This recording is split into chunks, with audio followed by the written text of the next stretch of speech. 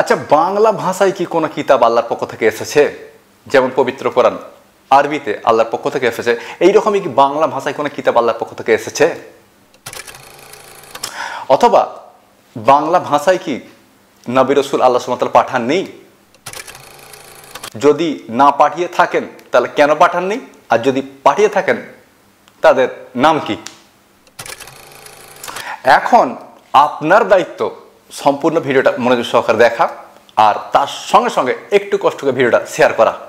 বহু মানুষের মনেই এই ধরনের প্রশ্ন ওঠে, আপনার একটা শেয়ারের ফলে তারা তাদের মনে ওঠা প্রশ্নগুলোর উত্তর পাবে এবং সত্যের সন্ধান পাবে। সুতরাং একটু কষ্ট করে ভিডিওটা শেয়ার করুন।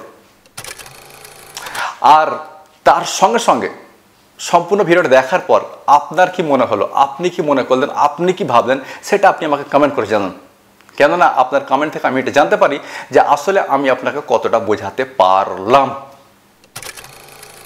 সালামুন আলাইকুম।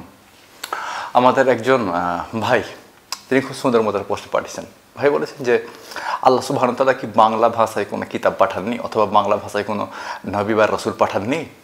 আসলে ভাই খুব সুন্দর প্রশ্ন, কিন্তু আপনার প্রশ্নের উত্তর এক কথায় দেওয়া সম্ভব নয় যে হ্যাঁ পাঠিয়েছেন অথবা না পাঠাননি। এভাবে এক কথায় উত্তর দেওয়া সম্ভব নয়, একটু বিস্তারিত বলতে হবে।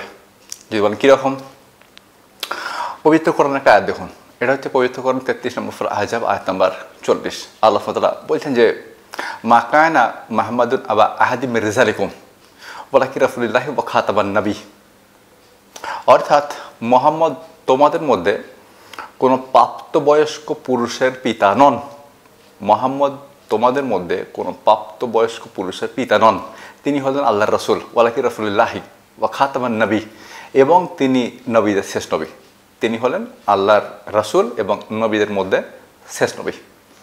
মুহাম্মদ শেষ নবী এবং তিনি এসেছিলেন আজ থেকে প্রায় ১৫০০ বছর আগে। মানে আজ থেকে ১৫০০ বছর আগে নবী আসার সিলসিলা শেষ হয়ে গেছে। প্রশ্ন হবে যে আজ থেকে ১৫০০ বছর আগে নবী আসার সিলসিলা শেষ হয়ে গেছে, তার আগে তো আসতে পারে। জি, তার আগে আসতে পারে, কিন্তু সমস্যা হলো বাংলা ভাষার তখন জন্ম হয়নি। যখন মুহাম্মদ সাল্লাল্লাহু আলাইহি ওয়াসাল্লাম এসেছেন তখন বাংলা ভাষার জন্ম হয়নি। আপনি উইকিপিডিয়ার একটি স্ক্রিনশট দেখুন।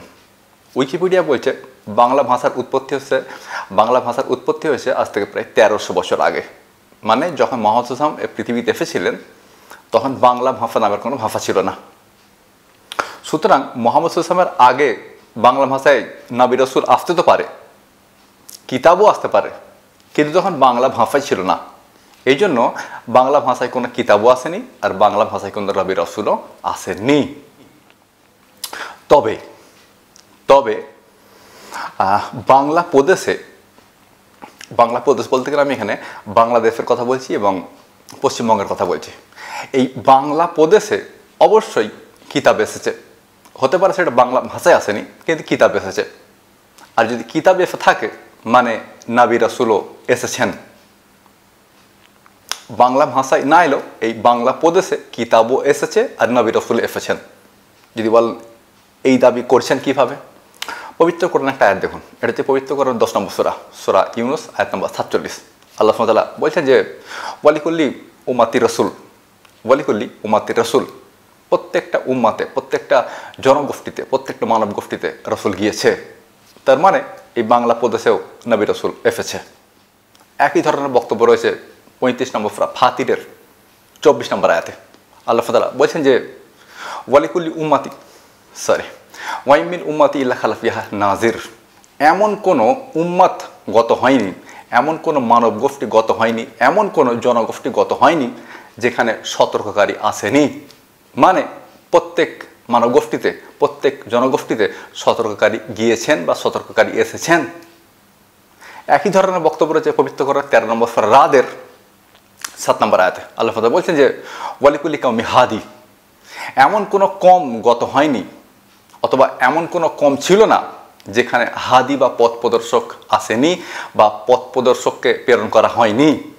মানে প্রত্যেক জাতিতে পথ প্রদর্শক প্রেরণ করা হয়েছে। এর মানে এই বাংলা প্রদেশেও নিশ্চয়ই পথ প্রদর্শক এসেছেন, সতর্ককারী এসেছেন, রাসূল এসেছেন। তবে পবিত্র কোরআনে সেই সমস্ত রাসূলদের, সেই সমস্ত নবীদের কোনো তথ্য দেওয়া হয়নি বা সেই সমস্ত কিতাব সম্পর্কে কিছু বলা হয়নি যা এই বাংলা প্রদেশে এসেছে।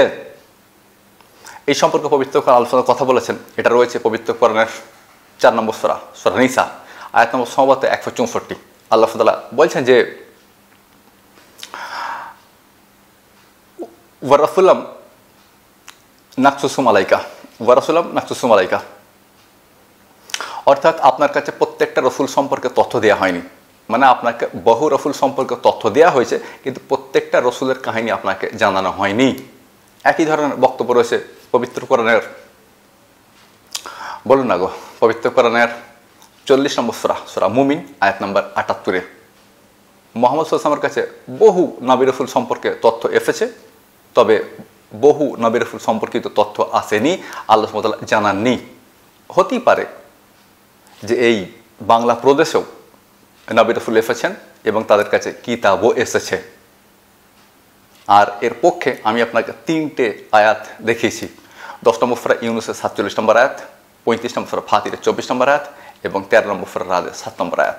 সুতরাং নিশ্চিতভাবে বলা যায় যে এই বাংলা প্রদেশেও নবী রাসূল এসেছেন, কিতাবও এসেছে। আচ্ছা, এখানে কিন্তু একটা লক্ষণীয় বিষয় রয়েছে এবং সেটা হচ্ছে পবিত্র কোরআনের সৌন্দর্য, পবিত্র কোরআনের বাচন ভঙ্গি। যদি বলেন কীরকম? পবিত্র কোরআনের 10 নম্বর সূরা ইউনূসের 47 নম্বর আয়াত আল্লাহ সুবহানাহু ওয়া তাআলা বলছেন যে প্রত্যেকটা উম্মতে রাসূল গিয়েছেন। আল্লাহ সুবহানাহু ওয়া তাআলা বলছেন না যে প্রত্যেকটা ভাষায় রাসূল গিয়েছেন। 35 নম্বর সূরার 24 নম্বর আয়াতে বলা হচ্ছে যে প্রত্যেকটা উম্মতে সতর্ককারী গিয়েছেন। আল্লাহ সুবহানাহু ওয়া তাআলা এটা বলছেন না যে প্রত্যেকটা ভাষায় সতর্ককারী গিয়েছেন। 13 নম্বর সূরা রাদের 7 নম্বর আয়াতে বলা হচ্ছে যে প্রত্যেকটা জাতিতে পথ প্রদর্শক গিয়েছে, কিন্তু আল্লাহ সুবহানাহু ওয়া তাআলা এটা বলছেন না যে প্রত্যেকটা ভাষায় পথ প্রদর্শক গিয়েছেন। যদি আল্লাহ সুবহানাহু ওয়া তাআলা বলতেন যে প্রত্যেকটা ভাষায় রাসূল এসেছে, সতর্ককারী এসেছে, পথ প্রদর্শক এসেছে, তাহলে এই দাবিটা ভুল বলে গণ্য হতো। কারণ প্রত্যেকটা ভাষায় রাসূল আসেনি, সতর্ককারী আসেনি, পথ প্রদর্শক আসেনি। কারণ বহু ভাষার জন্মই হয়েছে আজ থেকে 500 বছর আগে, 700 বছর আগে, 1000 বছর আগে। যদি আল্লাহ সুবহানাহু ওয়া তাআলা বলতেন যে প্রত্যেকটা ভাষায় রাসূল গিয়েছে, সতর্ককারী গিয়েছে, পথ প্রদর্শক গিয়েছে, তাহলে এটা ভুল দাবি হতো। সুতরাং পবিত্র কোরআনের সৌন্দর্যটা এখানে ফুটে উঠছে। প্রত্যেকটা উম্মতে রাসূল গিয়েছে কিন্তু প্রত্যেকটা ভাষায় যায়নি। প্রত্যেকটা উম্মতে সতর্ককারী গিয়েছে কিন্তু প্রত্যেকটা ভাষায় যায়নি। প্রত্যেকটা জাতিতে পথ প্রদর্শক গিয়েছে কিন্তু প্রত্যেকটা ভাষায় যায়নি। আপনি বুঝতে পারছেন? এখান থেকে বোঝা যায় যে পবিত্র কোরআনের দাবিগুলোর গুরুত্ব কতটা। আমি কি আপনাকে বেশ বুঝিয়ে বলতে পারলাম? মানে আপনার কি মনে হলো? আমি আপনাকে বুঝিয়ে বলতে পেরেছি?